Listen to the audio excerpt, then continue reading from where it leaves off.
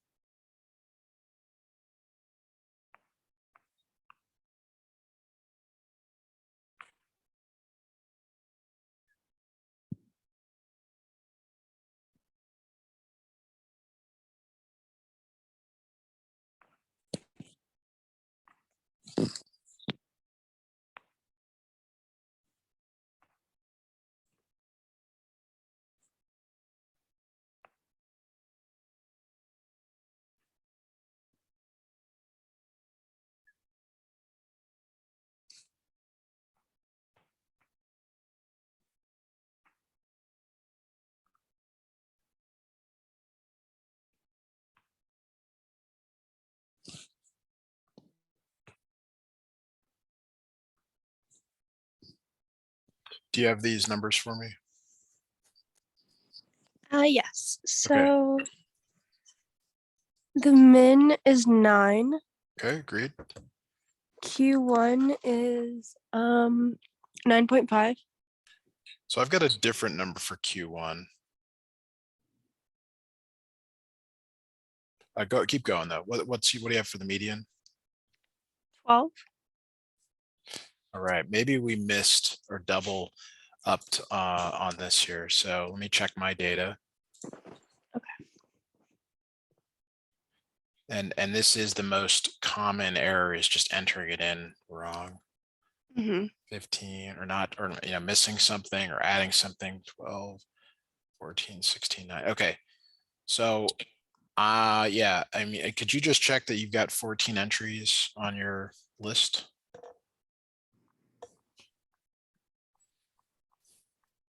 Probably do.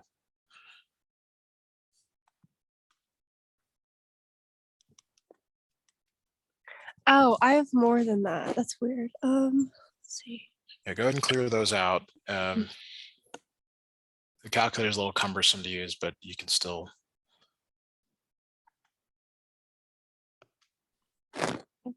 Let me re-enter this.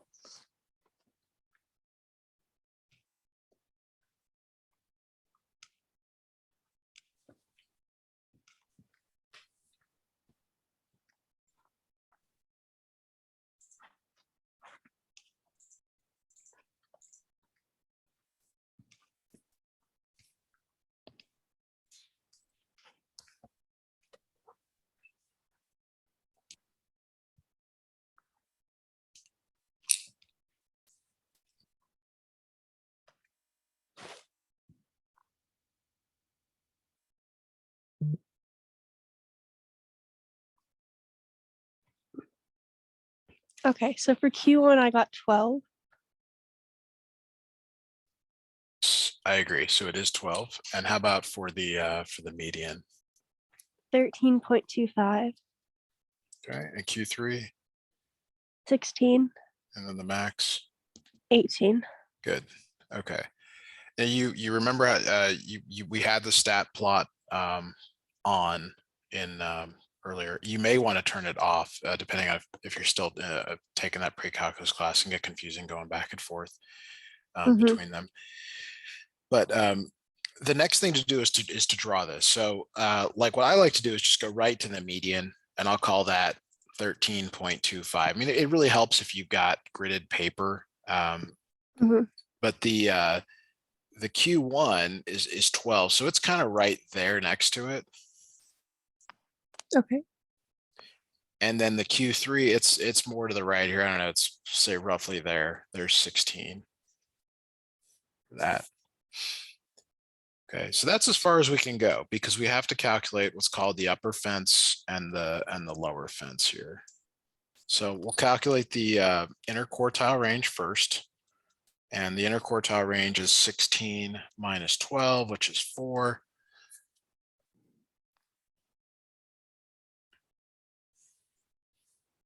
And then the lower fence is Q1 plus 1 point, sorry, it's minus Q1 minus 1.5 times the IQR. Okay, so that's 12 minus 1.5 times 4. 1.5 times 4 is 6.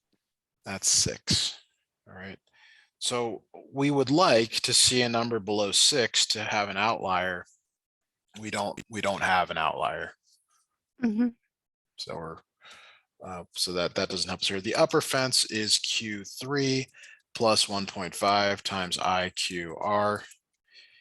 16 plus 1.5 times 4.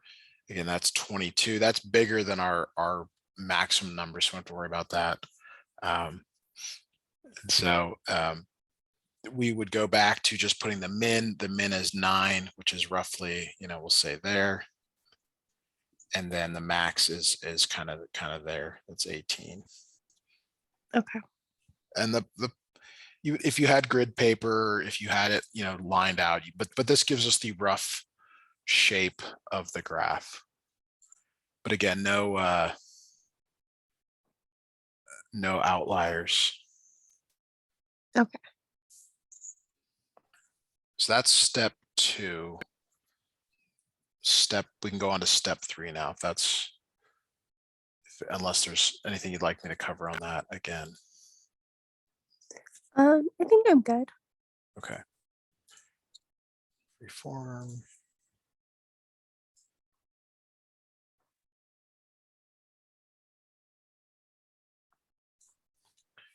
All right, so I had to do a little freeform snip on this one. So should the data be normally distributed? Again, this is kind of a gray zone question for this class. If enough samples were taken,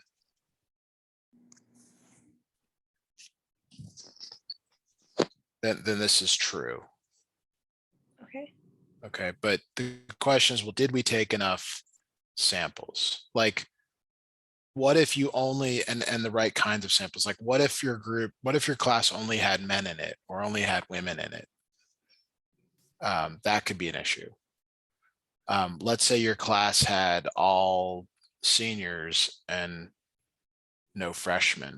That could also be an issue. Okay. All right. So that's why they developed sort of some tests. And I like your answer. You say, okay, it's a random variable, it's an unbiased sample, it's a large sample. Yes, those are all the right words. Is it a large sample? Kind of, maybe. I mean, we'd like more. More is better. Okay. If you could talk to a statistician that does this for real, they would say, yeah, the more data, the better in most cases. Okay.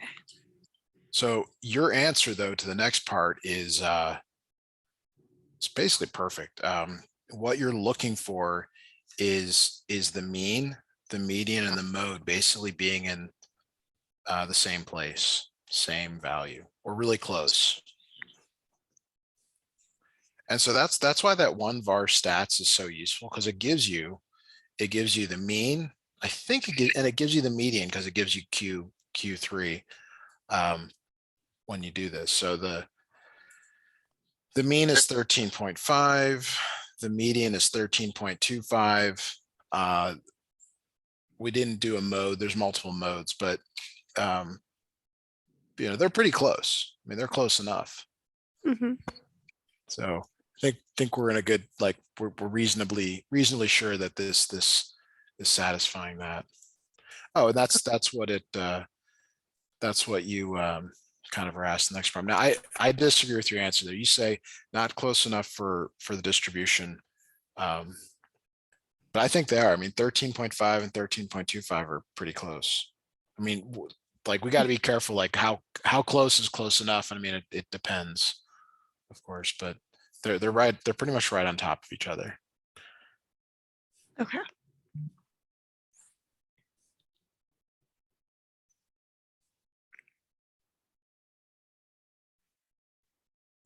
So let me I guess snip this one in.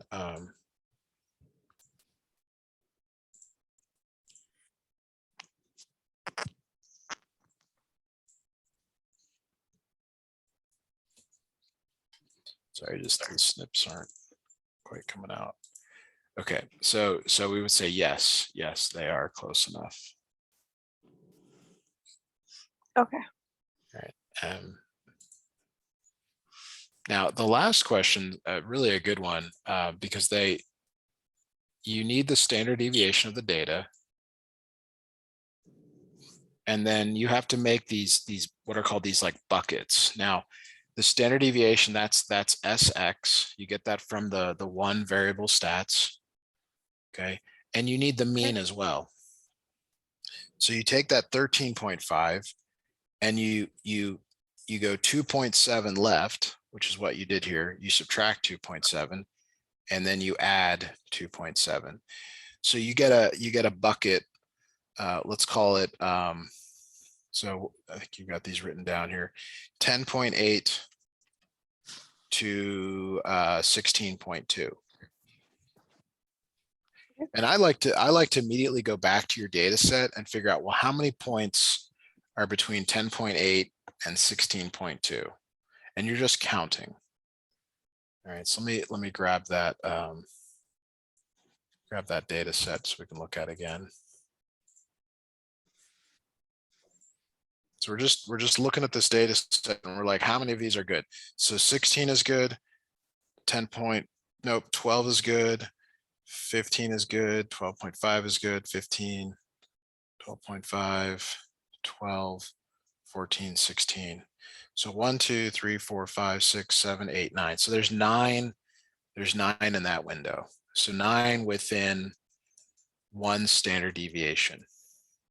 Okay. So what I want you to do now is I want you to calculate the 2 standard deviation width, which is basically just subtracting another 2.7 and adding another 2.7, which, yeah, so those values are already there. And I want you to tell me how many fall within that. So so that next bucket here is 8.1 to 18.9. How many of the data points fall in that region? Okay.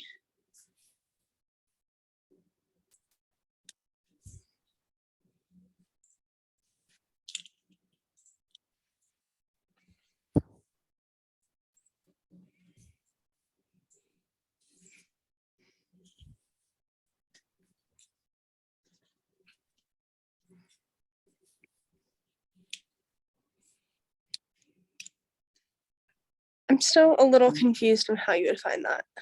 You're just counting. You're just looking to see, like, do these values fall within this region window? Like, is 16 between 8.1 and 18.9? It is. How about 9.5? You're just literally counting how many fall in that region. Okay.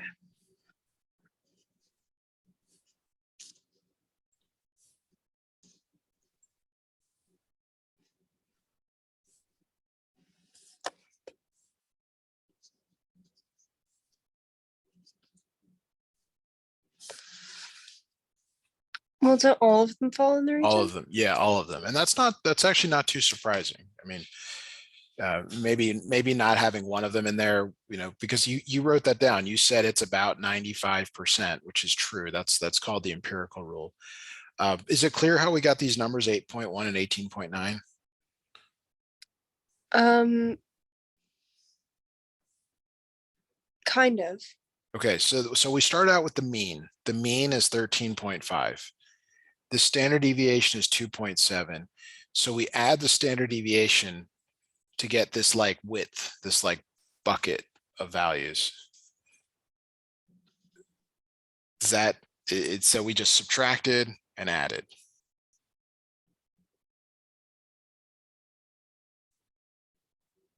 Is that okay? Is that clear? So you take the mean and add 2 point. Yes. Yes, you add 2.7 and subtract 2.7. And then where's the 2.7 from? The standard deviation, like that was calculated in Okay. one variable stats. Okay. So it says there one standard deviation from the mean. So one standard deviation from the mean, you have to go both up and down one standard deviation. And that's what we did here. And then we just counted. We just counted how many fell within that window. Okay.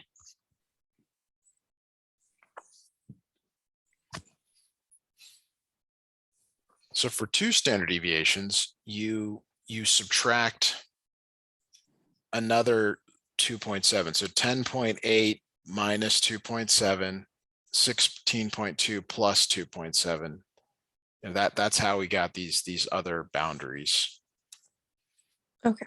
And it's getting wider. So this is within two standard deviations now. Okay.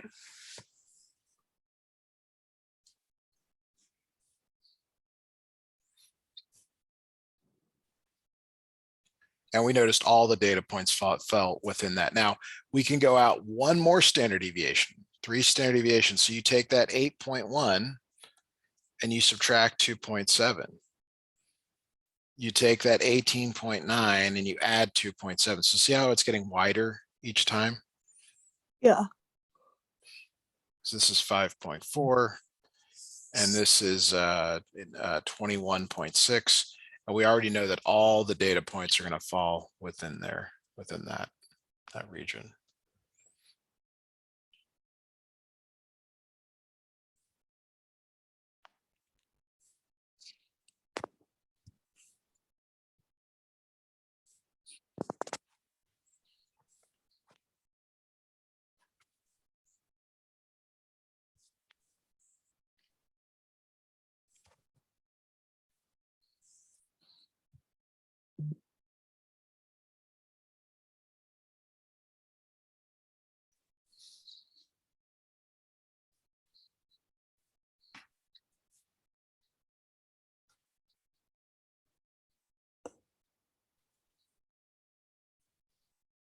All right, so I mean, we've covered how to make a box plot, which is really probably the most important part of this question. And then I think the last part is maybe still unclear, but you're just taking the mean each time, and you're adding a standard deviation up and a standard deviation down. Okay. Now there's the piano problem. Mm-hmm. Do you have the data for that? For the piano problem? Sorry, not the piano. Sorry. Keep calling it that. It's not. It's the backside to that. Oh, there it is. Create a normal curve from there. That's what we're looking for. Okay.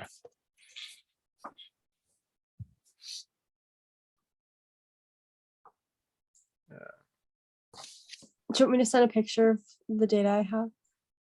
No. I mean that we've already got it. No. I'm sorry. I didn't. I thought there were two different things. So we're doing. Let me snip this in.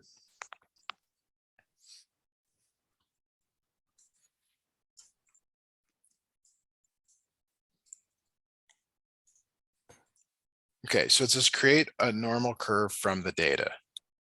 And it says if the mean, median, and mode are very close, and we believe that to be true now, because the mean and median are very close, use the real data, and we're not going to do this. Okay. So the way you move forward with this is you draw this normal curve, which you've probably seen in your life. Have you seen that before? Yes. Okay, and it's very, you don't draw it well the first time, but just try to get, as close as you can on that. So you come right down the middle. Okay, and that's your mean median, which we're calling 13.5. Okay. Right. Now the next part of this, you really have to have like a reference.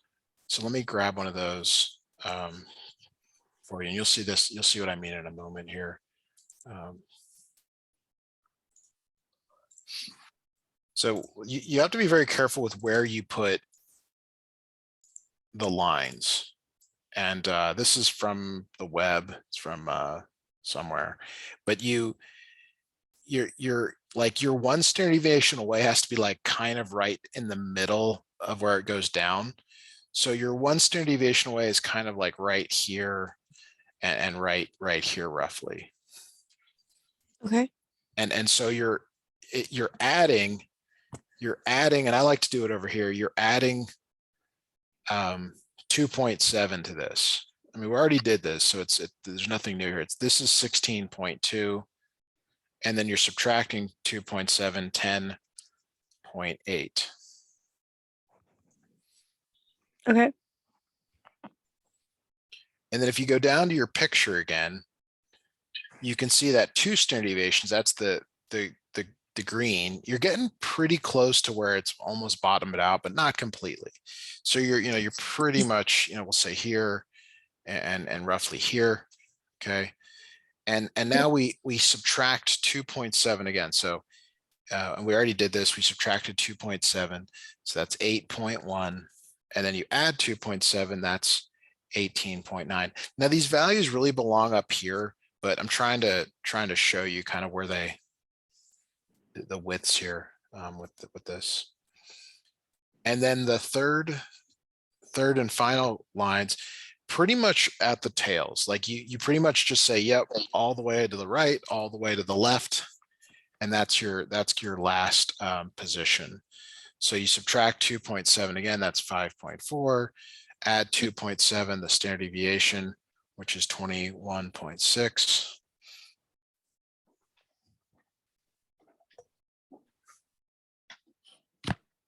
And so your instructor is looking for a nice smooth curve, not a real, wonky one with these lines. And you really want to make sure they're reasonably, made in terms of like where they fit.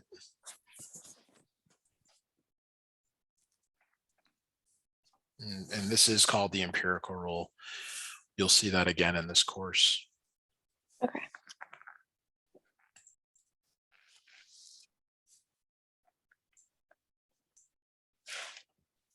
All right, so now we can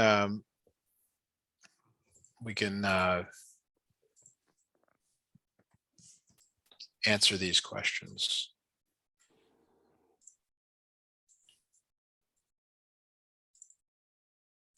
All right, so first question is, what does standard deviation mean in the context of this activity? So first of all, standard deviation is 2.7 inches, and the units are really important. Units matter. They're the same units as the mean. Mm-hmm. Okay. Now, what is standard deviation? Standard deviation is one of the many measures of spread or variation.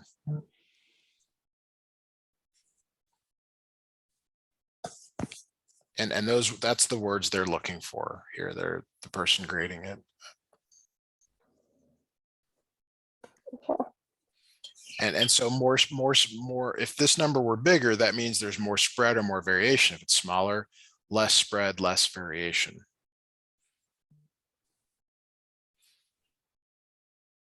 So like you want to write a sentence that says like the measure of variability for pinky to pinky length. And that's what in context mean. In context is your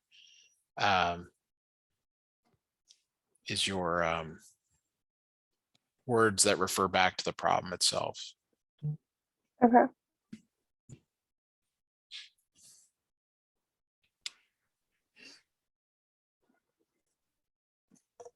Okay. Next question here we can look at.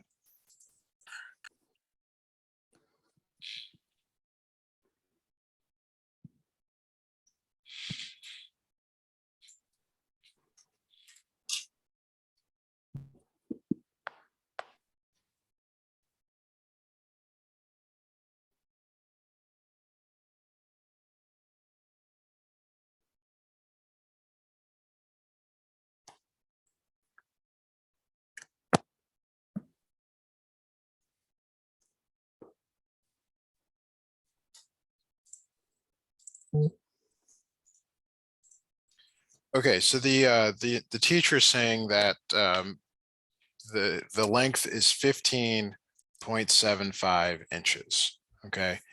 And it's like, well, the first thing you want to know is where does that fall? Where does that fall on this graph here? All right. So let me, what do I want to do here? I really want to reuse, let me grab a better empirical model and then I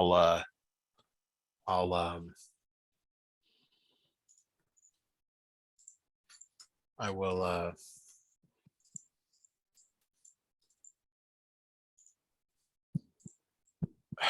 boy, I hope this gets better. Yeah, this is readable, I think, isn't it? Roughly. Yeah.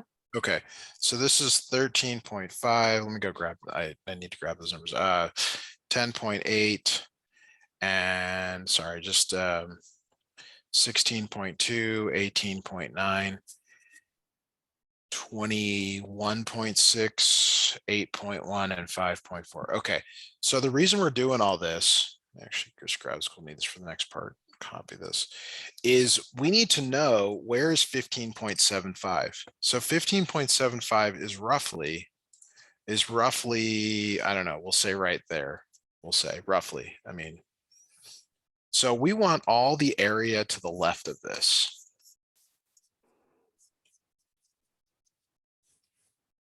Okay.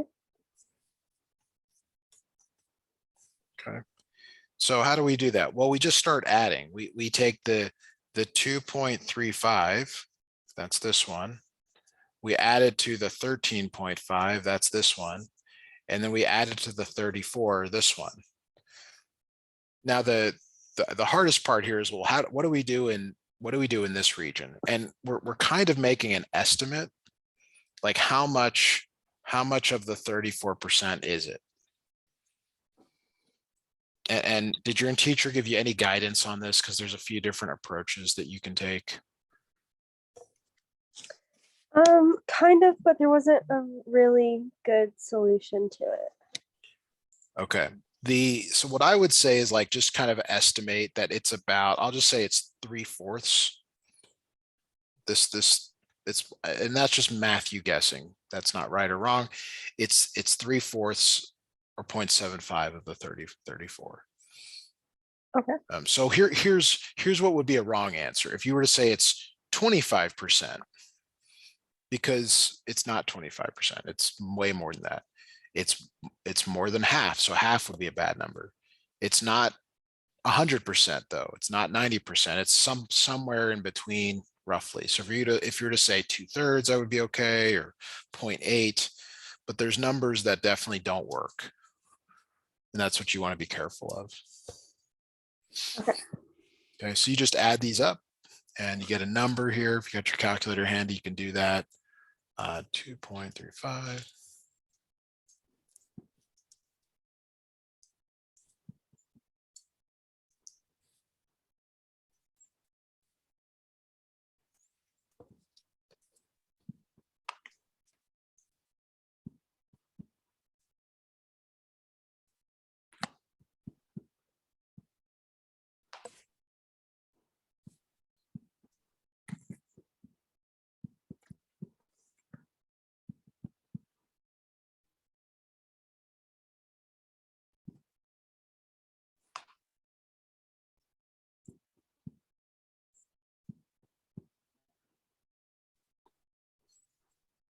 All right, so can we move on to the next question? Mm-hmm. All right, so this one's sort of personal. It's asking you, what is your pinky to pinky span? All right, let's take a look. Oh no. Oh, I meant to grab that first. That's okay. All right, what was your data value? Do you know?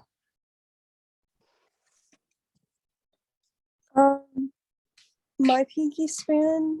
Yes. It was. I wrote it down on the other side. It was 12 inches. 12. Okay, great. So this time though, it wants the larger span here. So let me go back and grab. I guess I can't grab it all. Okay, that's okay. Get this real quick. All right, 13.5 and 10.7. So yours is 12. Is that's what you said? That's what I wrote down. Mm-hmm. Okay, Yeah. so 12 is kind of roughly right there. Kind of, would you agree with that? Yeah. And this time we want larger. Okay. Okay. So it's kind of the same calculation. We're going to add up this 2.35 plus this 13.5 plus this 34. But now we get into the issue of like, well, where is 12 in this sort of region? So let me see if I can frame it. You know, give me a number, percentage or decimal for that. How much of the region does that line cut through? The red part. Yes. Well, the one on the left here, like this 34%, because it's not all of it, it's part of it. So how much of it? That's what I'm trying to ask you is like, what's your estimate?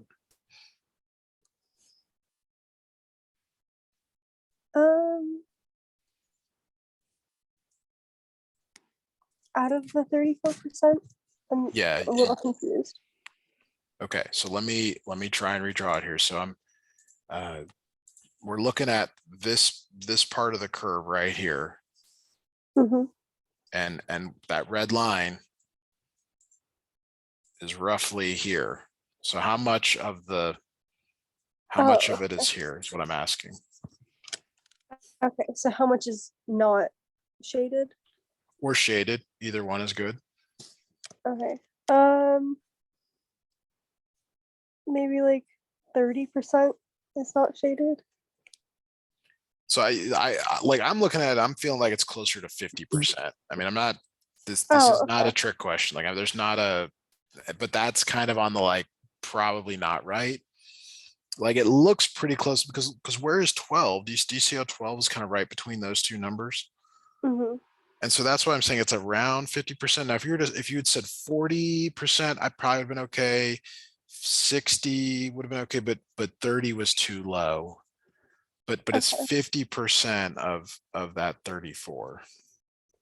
Okay.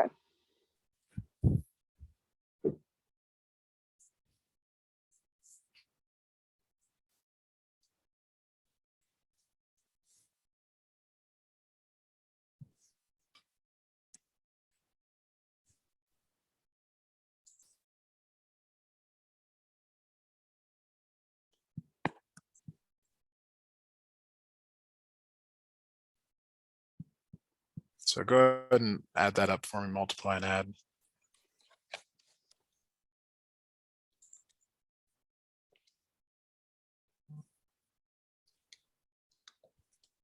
$17. All of these numbers.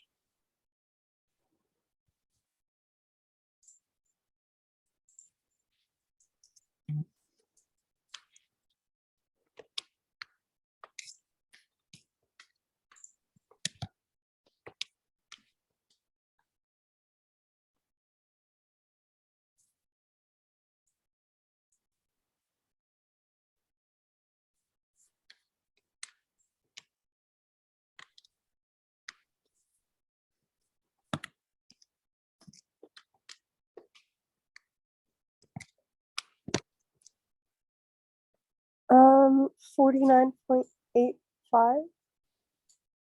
It's got to be larger than 50%. Are you adding up these four numbers like after you multiply? It's bigger than 50% because right of this is 50%, right of that center line. Mm-hmm. Oh, so is it 66.85? That sounds better. Okay.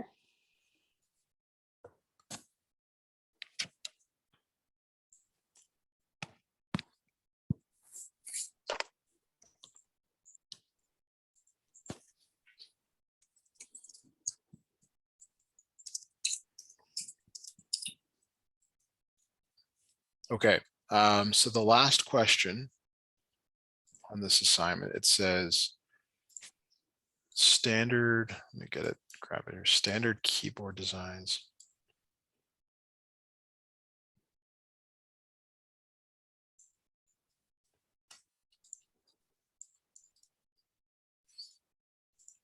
Okay, standard keyboard decides specify that roughly 70% of the population should be able to reach 2 octaves, 16 notes when their hands are in the thumb to thumb position.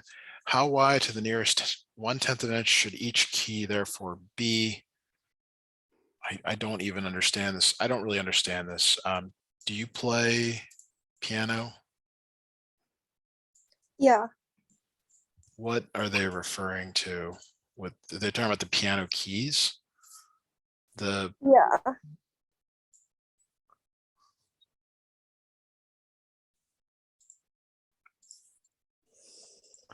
Just grabbing the original picture here. Okay, so 16 notes. So is this is the again, I don't know any of this because I don't play piano. Is that like a note there? 1, 2, 3, and so on? Yeah. Mm-hmm.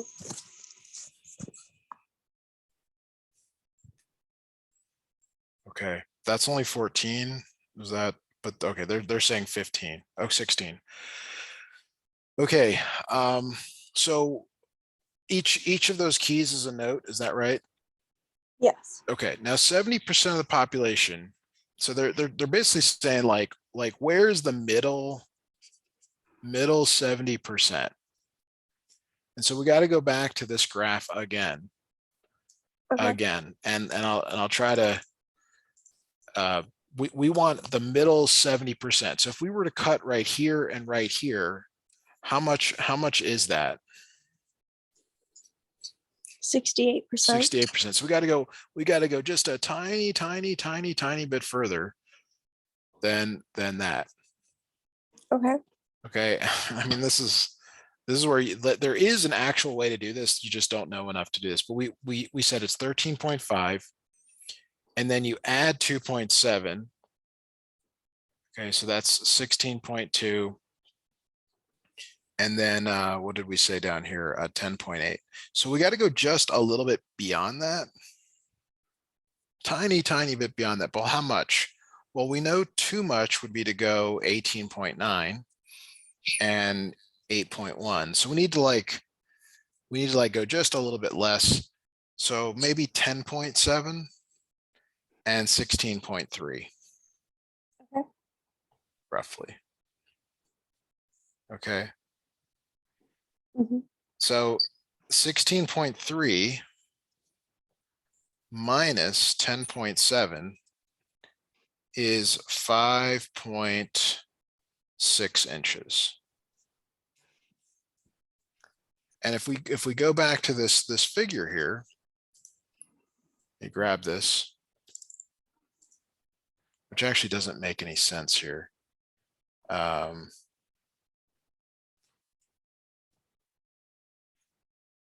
No. So that's why it's such a weird question to me, because I don't think I really understand what they're asking. Let me look at it one more time.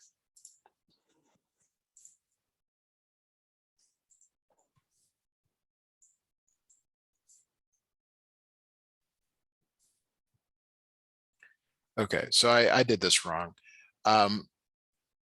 We want to know where that's weird. It's weird. So I actually don't know if they want the middle 50% or if they want where, or 70%, or if they want where you get up to 70%. Or they want the 70% there. Okay.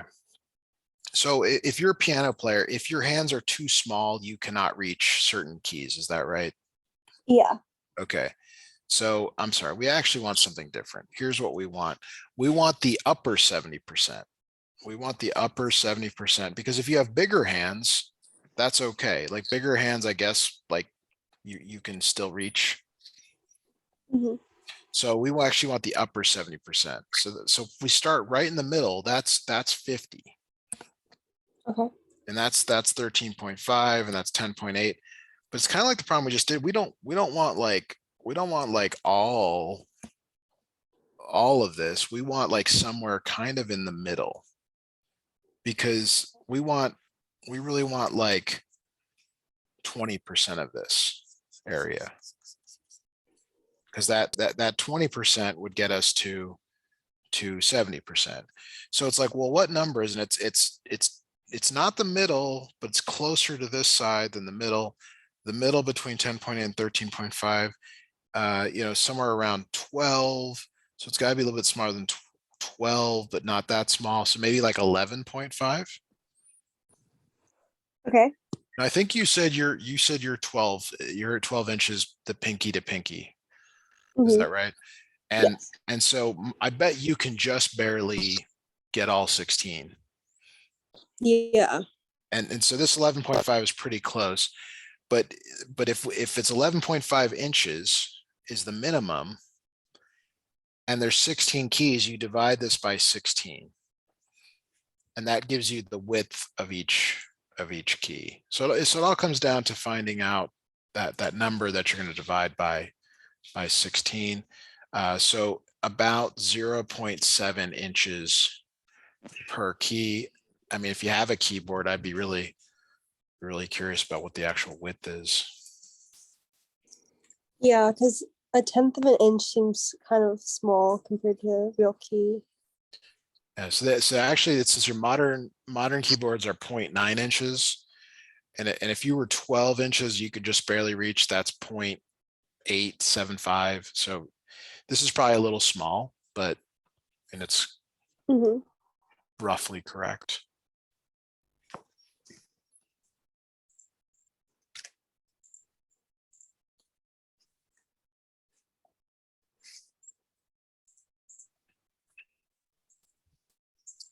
Okay. All right, well, you're kind of right on the money with how much time we would need to work these out together.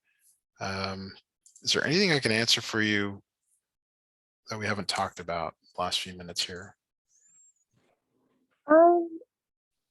I think you answered all my questions actually. All right. When is your test or quiz on this? It's tomorrow afternoon. Okay. All right. Well, thank you so much for scheduling. I'll send you the notes out here shortly. I'll actually send them out right away in case you want to review them, and I'll see you next time. Okay, thank you so much. You're welcome. Bye now. Bye.